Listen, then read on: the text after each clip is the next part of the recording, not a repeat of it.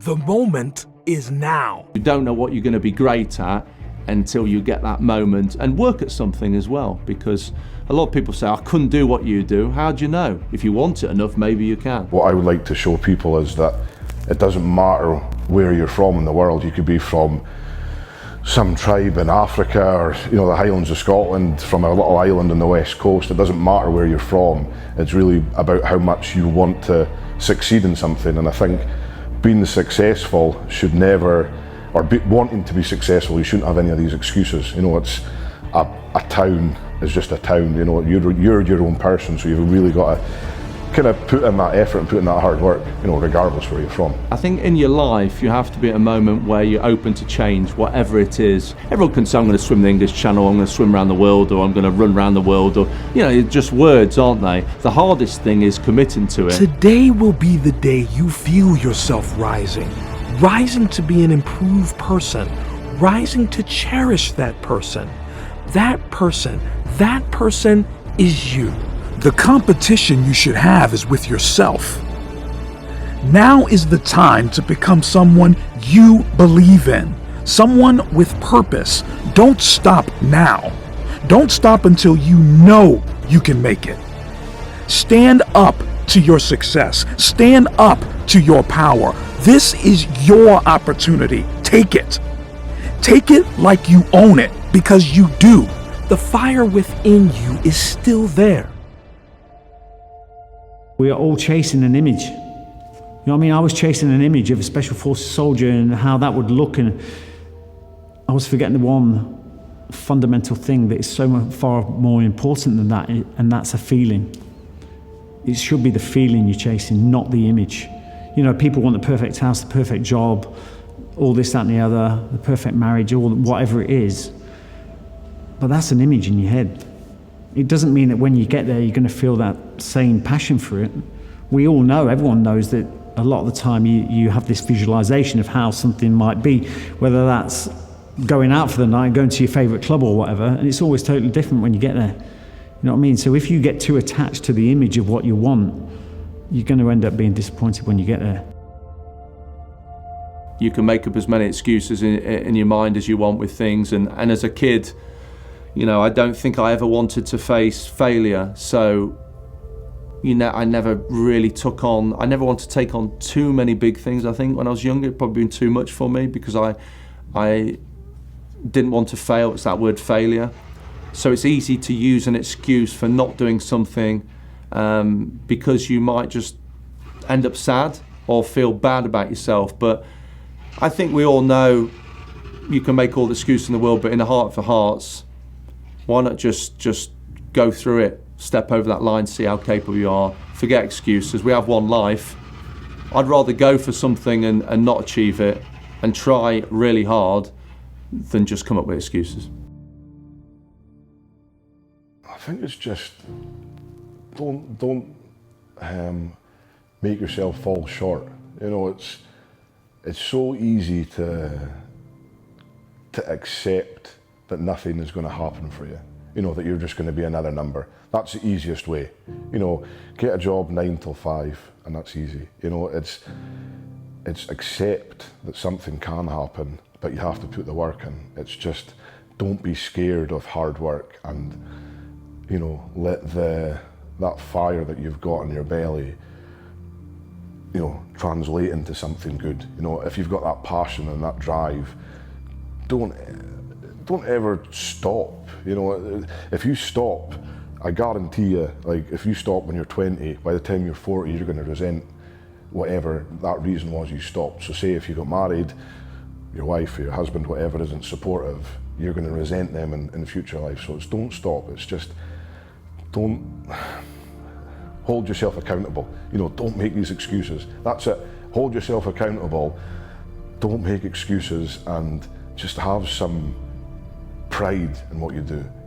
I'm so proud what we've achieved.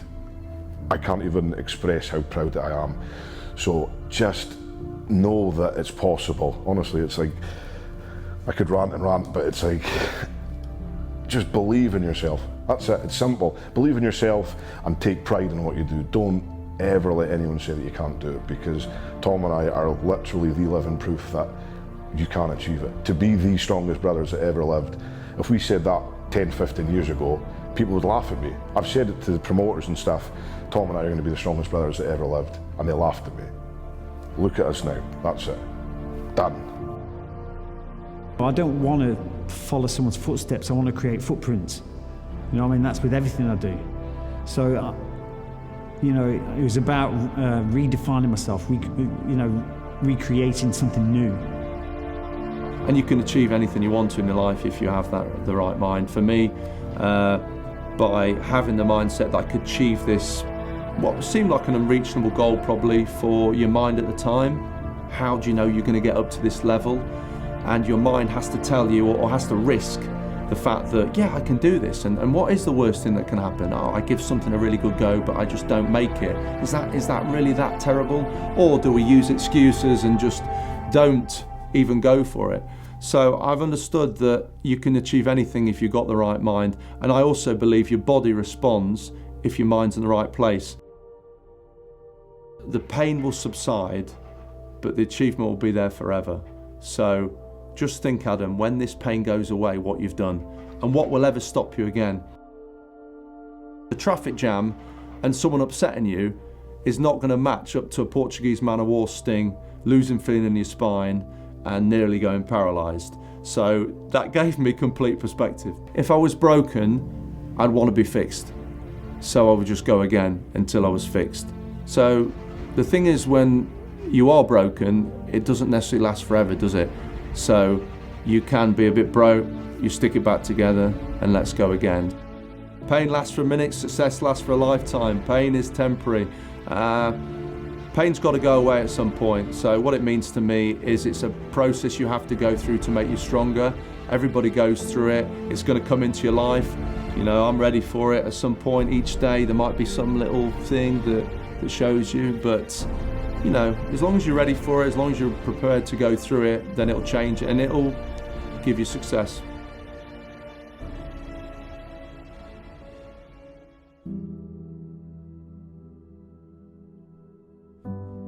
Struggled a lot to talk about things. You know, now I'm very open and I don't mind showing my emotion and stuff because it's healthy, I think. And to be honest, it's something that is such a massive thing that we all need to do is talk about stuff.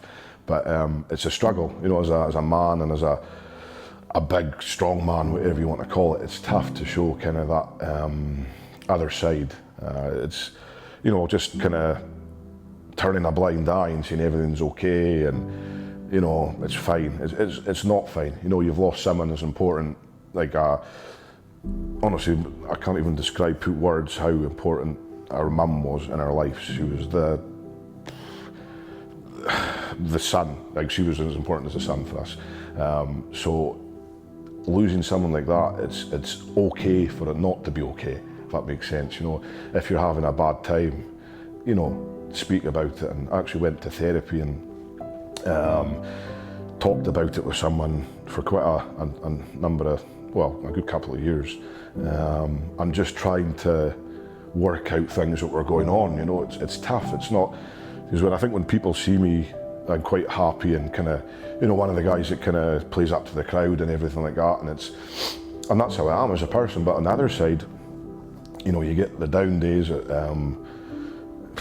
you just kind of knocks you out sometimes, and that's the days that you need that support, you know. So I'm so thankful that, you know, dad, brothers, sisters, my wife, so supportive, and it's just learning how to kind of communicate and kind of make sure that, you know, you're getting heard, and you're not scared to be heard. And I think that's one of the most valuable things, certainly in the UK. You know, the suicide rates and stuff is just such a horrible thing to see people just crumble, and quite a big advocate of like being able to speak and, trying to communicate with people that are struggling. You know, because imagine being not as fortunate as us to have that family, you know, not to have your brothers, your dad, your wife, you're by yourself. You've lost the only person that's there for you, and you don't have anyone else. You know, that's the people that you've got to really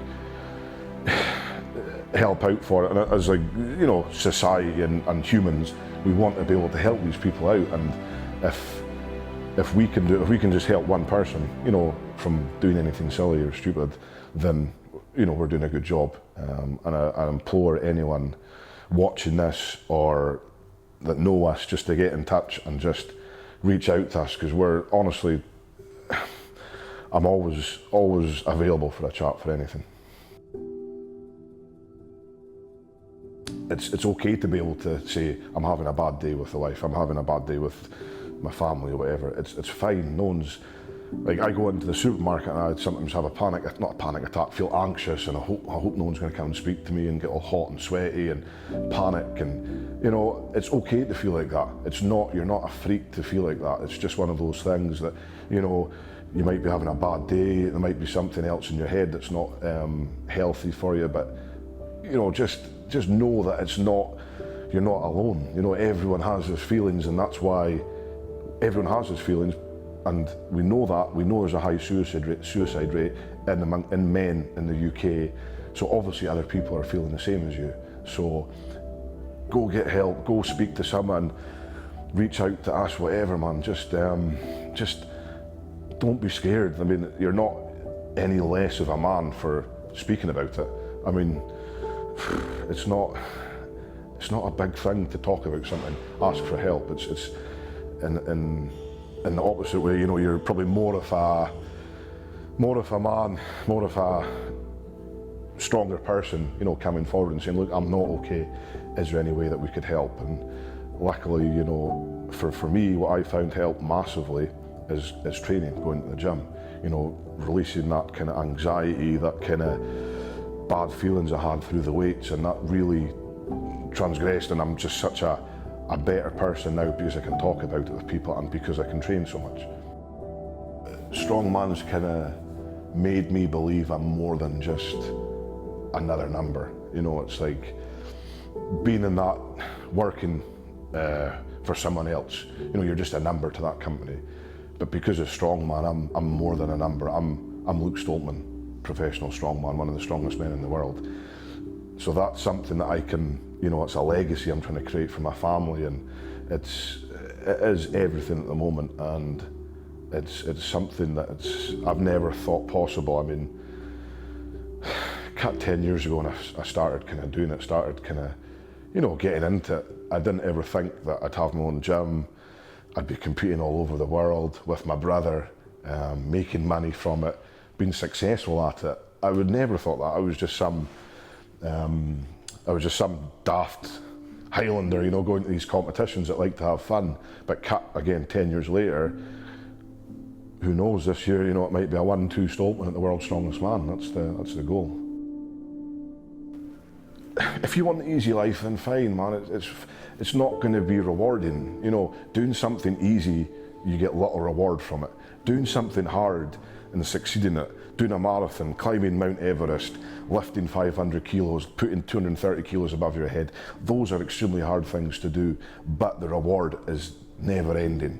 You know, making that historic lift, the historic whatever it is never ending. You know, so for Tom and I, strongest brothers in history, first brothers in history to ever make the world's strongest man final, that's never ending. I can boast about that forever. And that was hard to do. That was 99.99999% of people will never ever do that. And that's because too many people want the easy stuff. And they're happy with that, that's fine. But know that the harder way is always a bigger rewards. Nothing truer has ever been said. It's simple, you know, go down that. If you've got a path, easy path, hard path every time, every time. Luke actually started getting into the strongman scene, so it was when I went down to watch him compete.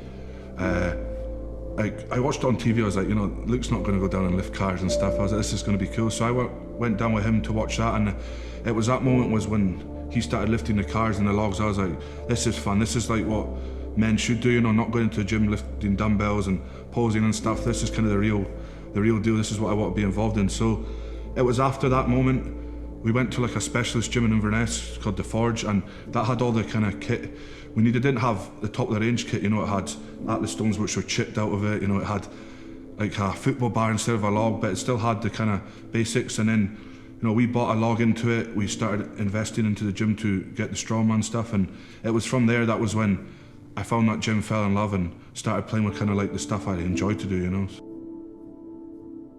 Everything was kind of, I had to reprocess things 3 or 4 times over. So that's why I excelled at sport, because there's always, with people with additional needs, there's always one thing that they're good at, and there's always one thing that they don't exceed at all.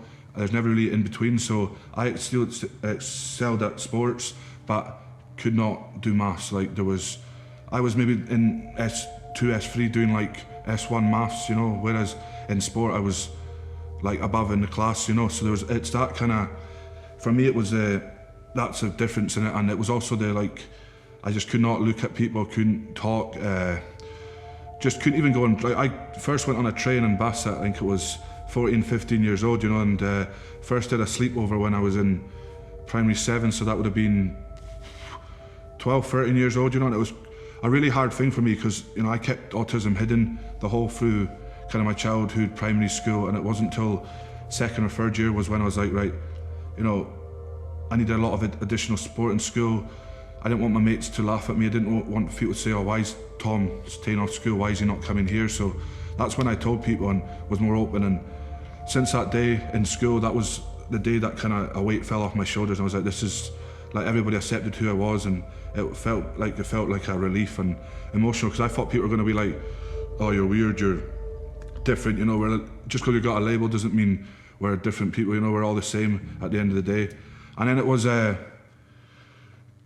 when I first did strongman, it really kind of got to me when I had like all the cameras on me, you know. With football, I wasn't at a high level, so it was just going out playing, going home, you know, and it was interviews and everything. Like, I'd have Luke at my side, he'd do all the talking, I'd just be like, head down, yes, yes, you know. So that was the hardest part for me. It was like, I love strongman, but I didn't want to do the talking side, and I think I just built the courage to kind of just be like, right, if I want to do this sport as a living, you know, I just need to man up and kind of each interview that comes, try and get better and better with it. And even now, you know, I'm sitting here doing this, but if this was 2-3 years ago, you get 1 or 2 words from me. So, I mean, I kind of had to like mature quick, you know. I mean, all my mates were jobs, matured, you know, girlfriends by the time they were 20, 21, they were all mature and stuff. But you know, so I was like, I want to prove people wrong, you know. I want to prove like people that thought like, oh, you're not going to do anything in your life, you're not going to get a girlfriend, you're not going to do nothing, you know, because my grades in school didn't really, you know, do the best. So I left school, you know, got a girlfriend at 18 years old, and then moved out my house, I think it was at 20. So I was like, already that's a massive step for me. A lot of people in the strongman game as well said like, Tom, you're the future. This was when I was like in the junior ranks, you know, 21, 22, oh, Tom, you're the future, you're this, you're that. But you know, I was physically strong, but mentally was the thing that really let me down when I was a junior. I mean, I thought I was going to win every junior title there was, but it was my mental aspect of things. If, you know, if I came last in an event, that would be me done. You know, I couldn't say that, oh, I can still win this. I would just throw my stuff away, walk off, and that would be me done. And it wasn't until I came last in Britain's Strongest Man in, I think it was 2017. I didn't even finish the comp. I came 13th, so that was dead bottom, didn't get to the stones, and I kind of just went backstage, and that's when Shay came to me and like said, I'll go out there and do stones, go out there and do stones. I was like, nah, I'm not going to do it. So that was when I kind of went home. I was like, you know, am I capable of doing this sport? Because like physically I could do it, but mentally I just was in bits, you know. I just didn't believe in myself. When you have like loads of people putting pressure on you, like saying, oh, you're the next big thing, you know, that piles on your shoulders. So I took a month or 2 off the sport, and then came back and like got my mental aspect just bang. I think I just took all the pressure off myself and just believed in me. And if people want to say, oh, Tom's the next best thing, Tom's not going to do nothing, they can. I just kind of started concentrating on myself and really got my mind thinking that like, you know, I can be the best, and I need to say it, I need to prove it. And having Sinead, Luke, the family there to help me was one of the best things, you know.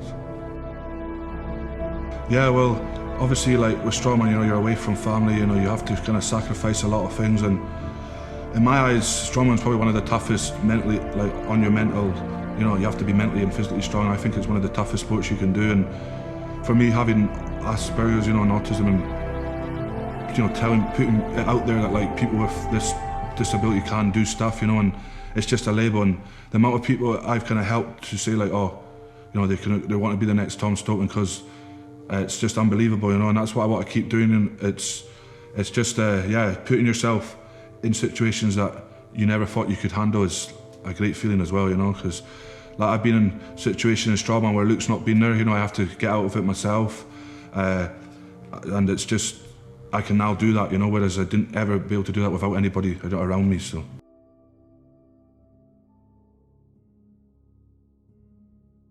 Yeah, I've always kind of said, I mean, like going through school, the thing that stuck up to me was like a teacher said, oh, you're not going to do nothing. And that kind of stuck with me because, you know, a lot of people, with people with additional needs, you know, if someone says that, they'll believe it. And I believed that for a long, long time. So I just think you need to kind of keep around positive people, you know, choose the right group of people you want to be around, make sure there's loads of positivity in your life, and that whatever you want to do, whatever goal you want to set, if it's the biggest goal, smallest goals, just go out and smash it, because, you know, I'm an example of it, you know, and I've proved hundreds and hundreds of people wrong, and that's what kind of I'm wanting a lot of other people to do, and that's what I'm trying to show people, that, you know, just because I've got Asperger's doesn't mean I'm going to sit back and not achieve goals, you know. I want to be the best in the world, and I'm going to be the best in the world. So, yeah, I just think have a positive attitude to everything you do, and just be around positive people, and you'll get far in life with those two things. Yeah, well, my mum was there through day one, you know, and my dad's been there as well. It's been harder for him because obviously he works on the oil rigs as well, so when I kind of got diagnosed, he was out working abroad, so it was harder. But I mean, my sister worked at groups that had autistic people there, so she was like the chairperson of it around the Highlands, so that was a massive help. She was a step above everyone in it, so that was kind of an advantage for me. You know, everyone kind of just, look, everybody accepted who I was in my family, you know, there's nobody disowned me.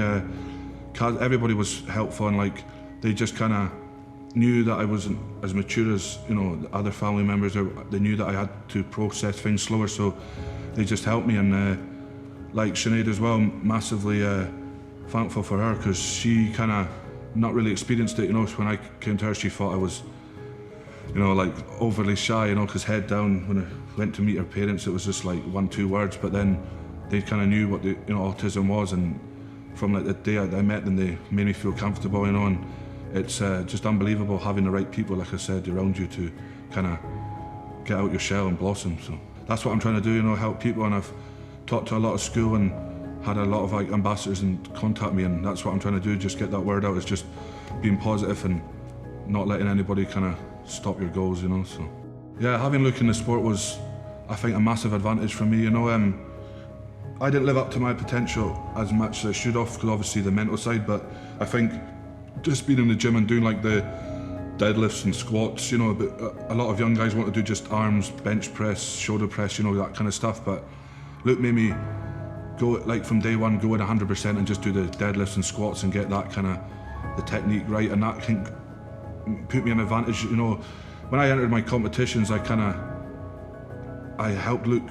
I was my first one. I think I helped Luke win Scotland's Strongest Man. I came 5th, so, and that qualified me for UK's, and I was like, geez, you know, I can actually lift some weights. But yeah, so it was more just having Luke there as like a role model, you know. I always looked up to him in the gym, you know, everything. I didn't realise how hard it was until I actually went, you know, and just like the hours Luke put into the gym was crazy. And then it was just having him to do my diet. He did everything for me, and if it wasn't for Luke, you know, I would not be where I am today, 100%, you know. So yeah, I'm like so proud to be a Stoltman, you know. It's like I just want to make this name a legacy, you know.